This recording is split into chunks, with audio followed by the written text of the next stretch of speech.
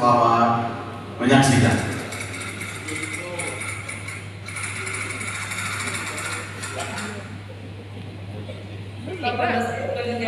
Boleh lah. Ya ini Pak, saya udah cemas. Saya dan hanya nanti di sini Pak, udah tahu orang itu semua itu sudah ditangkap. Nanti saya yang bunuh. Dia udah tahu udah saya yang laporkan Pak. Saya mohon Pak tolong saya. Saya tidak tenang. Saya mau lagi di sini Pak. Saya takut. Masih di Indonesia. Ya, dia Pak. Karena penambung itu orang di sini. Awak nak kawan Saya takut pada yang mohon tolong saya Pak. Fitri. Awak lalu. Lalu dua kawan dari Beko saya lah. Sampai tak ada banyak. Tak ada.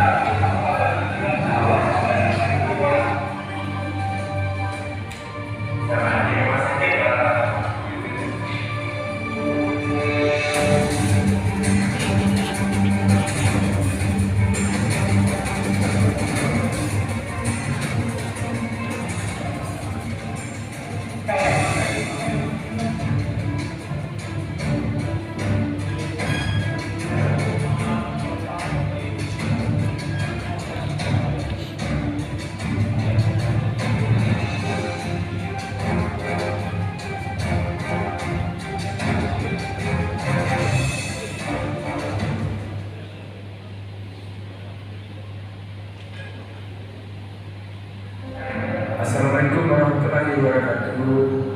Terima kasih kepada Bapak Jokowi, Presiden Republik Indonesia. Terima kasih kepada Bapak Besar Indonesia. Terima kasih kepada Bapak Jokowi. Terima kasih kepada Saya berharap kami bisa dipulangkan dengan segera karena kami tidak tahan hidup di Malaysia. Terima kasih kepada Bapak Presiden Jokowi Republik Indonesia, Bapak Kapolri, Kapolda, BRI atas bantuan kepulangan kami. Assalamualaikum warahmatullahi wabarakatuh. Terima kasih saya ucapkan kepada Bapak Presiden Republik Indonesia, Bapak Duta Besar Republik Indonesia, beserta staf Bapak Kapolri dan Bapak Kapolda Sumbar, Bapak Dirjen Polda Sumbar, serta Bapak-bapak Ibu serta saya sangat terima kasih kepada Bapak Polda Sumbar atas bantuannya sudah memproses laporan kami, sudah mau menolong kami. Kami sudah putus asa Pak, tidak tahu mau minta tolong kepada siapa lagi Pak. Selamat dan sukses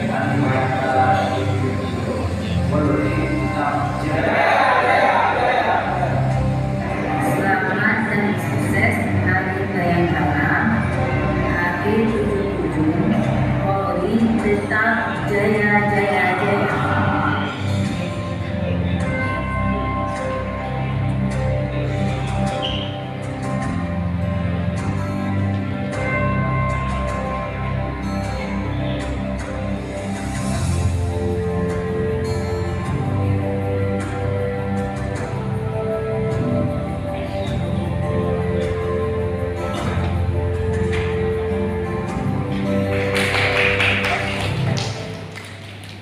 Baik, Monitor Jenderal, acara kita lanjutkan dengan konferensi pers di Humas Polda Sumbar, pengungkapan kasus tindak pidana perdagangan orang TPPU Polda Sumbar.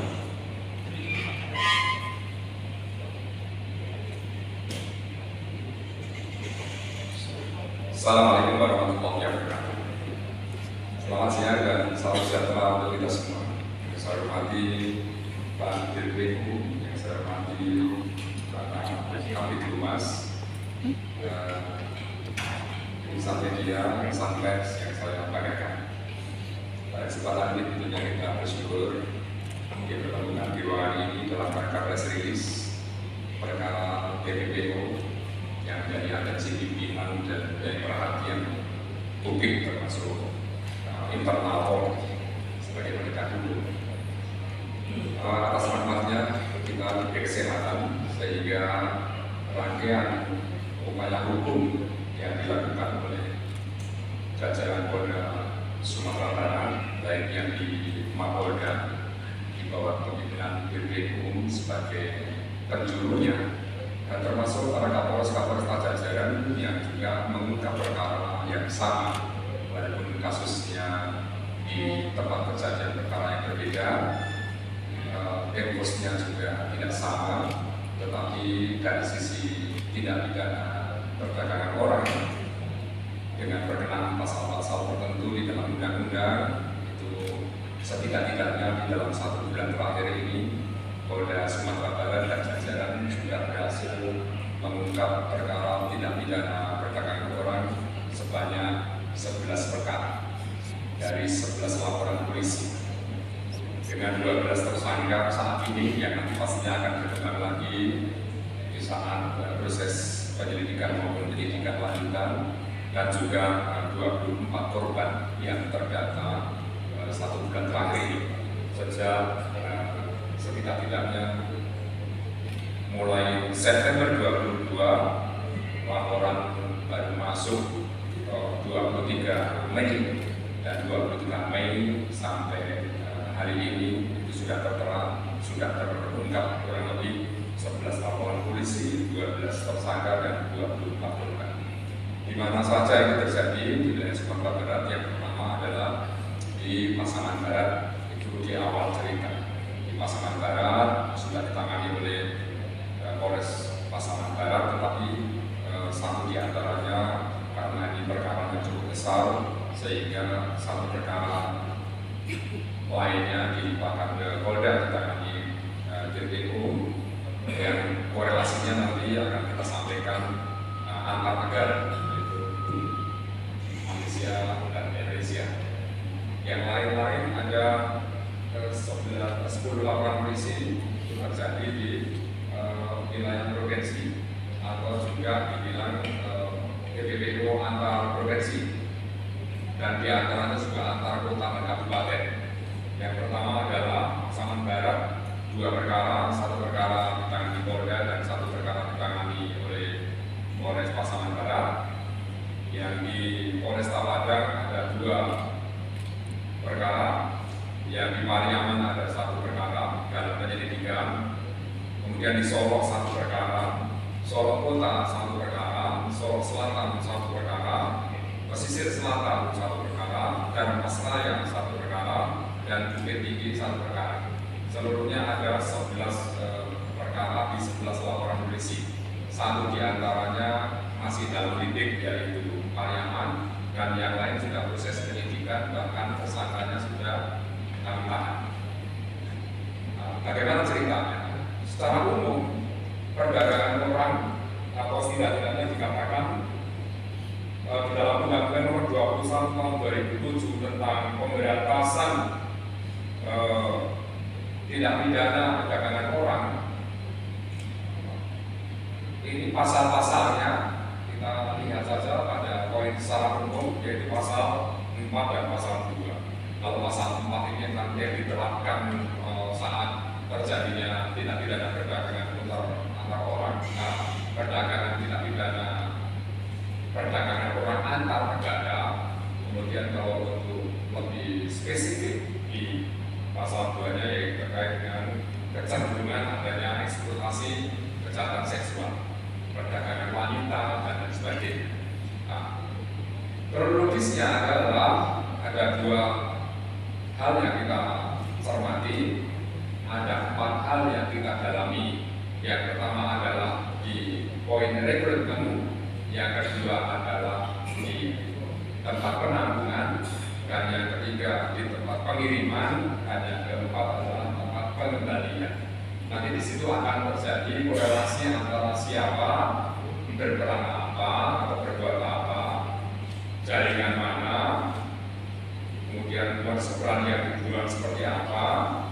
Setelah modus operandi yang digunakan, ya TO yang kita lakukan kepada subjek atau pelaku atau penyalur atau penampung dan seterusnya, itu nanti pastinya pengembangannya masih sangat luas. Ini kita baru press release awal untuk proses pengungkapannya dulu, tetapi proses selanjutnya nanti kami akan press release lagi di bagaimana pengembangan penanganannya.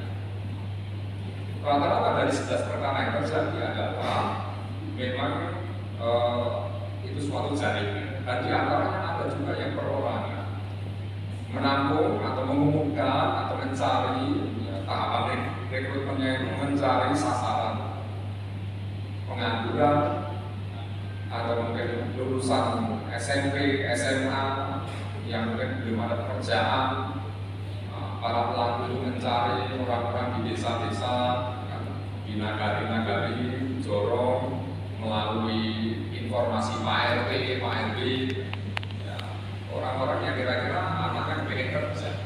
Kemudian direkrutlah itu dan dijanjikan untuk pekerjaan tertentu, apakah membantu rumah tangga, apakah dia sebagai pelayan di suatu pertokoan, atau bahkan di perusahaan-perusahaan, pabrik-pabrik yang ada dan membutuhkan tenaga kerja.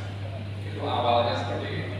Ditawarkan dengan gaji 1 bulan sekian, dengan janji yang berurut-urut agar mereka mau untuk dipekerjakan. Dari beberapa ini saya bicara umum adalah antara kota, kabupaten, atau antar provinsi, antar pulau, dan yang terpenting yang akan kita sampaikan saat ini adalah yang antar negara, yaitu sampai Malaysia. Kenapa sampai sana? Nah, kasus yang tadi dilihat di video itu adalah kasus yang diekspos di saat keberhasilan Direktorat Kriminal Umum Polda Sumatera Barat bekerjasama dengan KBRI, bekerjasama dengan Bain Reskrim Mabes Polri, bekerjasama dengan Divu Binter Mabes Polri, atas informasi. Awalnya selalu informasi. Informasi itu ada dua, yaitu pengaduan dan atau laporan. Nah, kalau pengaduan itu ya bagi yang korban langsung dan minta dituntut untuk diproses segera. Tetapi dalam kasus ini tidak ada itu pengaduan. Kasus ini murni bukan plat delik, tetapi delik murni, yaitu memang adanya laporan dari masyarakat atau dari keluarga korban. Kasus ini awalnya adalah kasus yang terjadi TPPO Malaysia Indonesia atau tenaga kerja Indonesia yang dijanjikan bekerja di Malaysia, yang akhirnya muncul masalah dan terjerat hukum. Itu adalah yang pertama, memang menjanjikan suatu pekerjaan di Malaysia.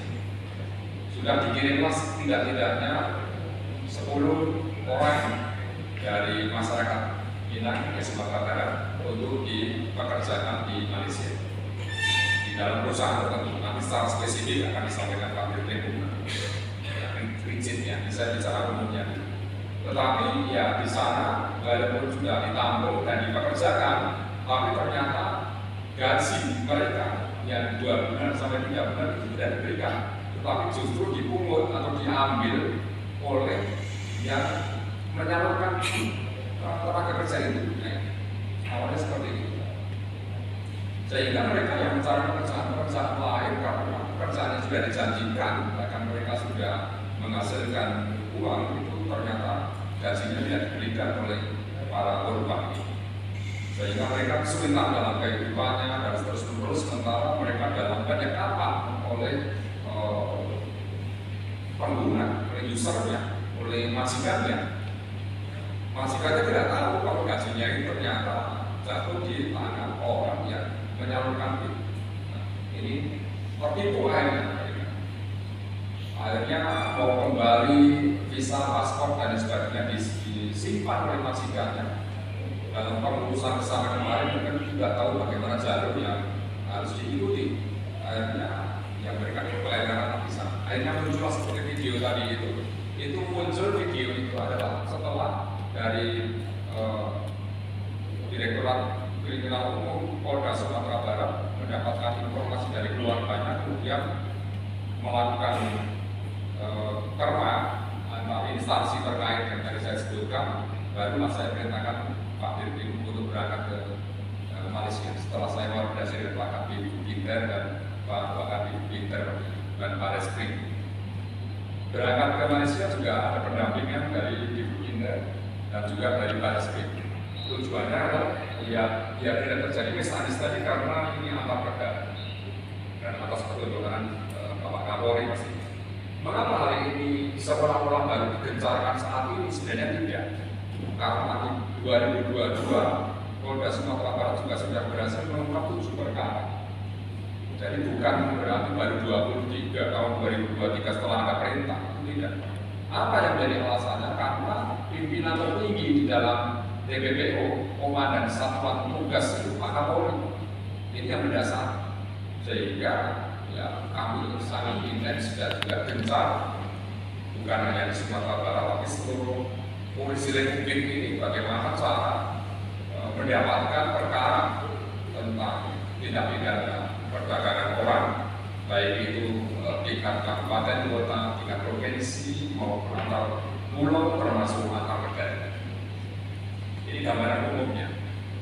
Sehingga dari kasus ini yang 24 korban, setidak-tidaknya 10 korban yang dari Malaysia, ini belum semuanya bisa kita bawa ke Indonesia karena ada 3 faktor utama yang menghambat atau setidak-tidaknya harus dipenuhi dulu apa yang menjadi persyaratan seperti visa paspor yang masih ditahan oleh majikan-majikannya, atau urusan administrasi yang harus memperpanjang lagi paspor atau visa yang bersangkutan, atau mengecek kembali identitas yang bersangkutan karena tanda kutip rata-rata mereka keluarga masuknya itu melalui jalur ilegal. Ini yang jadi masalah. Sehingga nanti orientasinya pasti ya transnational crimes itu yang dua di antara 5, yaitu yang pertama terorisme, yang kedua ada masalah narkoba, yang ketiga adalah masalah illegal logging, illegal mining, ini dalam lingkungan people smuggling dan human trafficking, perdagangan orang termasuk transnational crimes. Ini menjadi atensi sejak awal kebijakan itu sudah dari masa ke masa. Tapi ini yang sangat krusial karena Bapak Presiden melihat secara umum masih banyak keluhan-keluhan warga masyarakat yang melaporkan dan atau juga mengadukan keluarganya tidak kembali atau keluarganya mengeluh di luar negeri karena sesuatu yang tidak semestinya di dalam pekerjaannya. Kawan-kawan juga sering mendengar dan juga kita sering mengetahui bagaimana nasib-nasib dari para TKI kita di luar negeri. Ini bagian penting yang menjadi atensi Bapak Presiden. Akhirnya Bapak Presiden mengalihkan kepemimpinan pengungkapan TPPU dari satu kementerian tertentu ke Bapak Kapolri.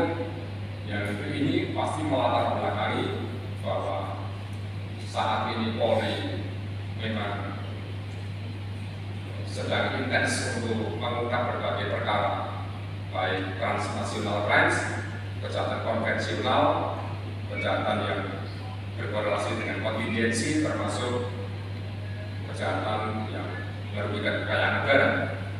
4 hal ini, kejahatan konvensional, transnational crimes, kejahatan yang merugikan kekayaan negara, dan kejahatan yang berkorelasi dengan kontingensi. Satu di antaranya adalah transnational crimes, yaitu TPPU. Bagian dari transnational crimes, kejahatan antar negara. Ini yang menjadi sorotan, walaupun setelah kita breakdown ternyata bukan hanya antar negara, tetapi justru di lingkungan masyarakat kita sendiri, di kota, kabupaten, termasuk di tingkat Pemprov, pemerintahan provinsi, maksudnya di Sumatera Barat ini ada. Semula kami ragu bahwa di Sumatera Barat apakah terjadi tindak pidana perdagangan orang, sementara kami belum yakin, belum percaya, tapi ternyata ada juga di Sumatera Barat. Kami tadinya yakin bahwa Sumatera Barat tidak akan mengalami hal demikian. Di saat ditanya oleh pimpinan Polri di Jakarta, kami awal mulanya sangat pesimis juga. Apakah mungkin di Sumatera Barat terjadi semacam perdagangan orang, bahkan yang korelasinya atau kaitannya dengan Undang-Undang Nomor 21/2007 tentang Pemberantasan Perdagangan Orang di pasal 2-nya, yaitu eksploitasi seksual. Ternyata ada juga. Tapi secara spesifik nanti akan disampaikan Pak Dirkrim seperti apa perdagangan wanita di Sumatera Barat yang korelasinya dengan seksual. Ya kan? Nanti akan disampaikan. Kemudian suatu sindikat pasti bukan berdiri sendiri. Sindikat ini menyampaikan dalam penyelidikan lanjutan kami akan melihat nanti siapa yang mempunyai peran outlacker atau otak pelakunya, outlacker, otak pelaku. Ini yang kita lakukan saat ini adalah tracker ini atau dader ini, pelaku atau eksekutornya.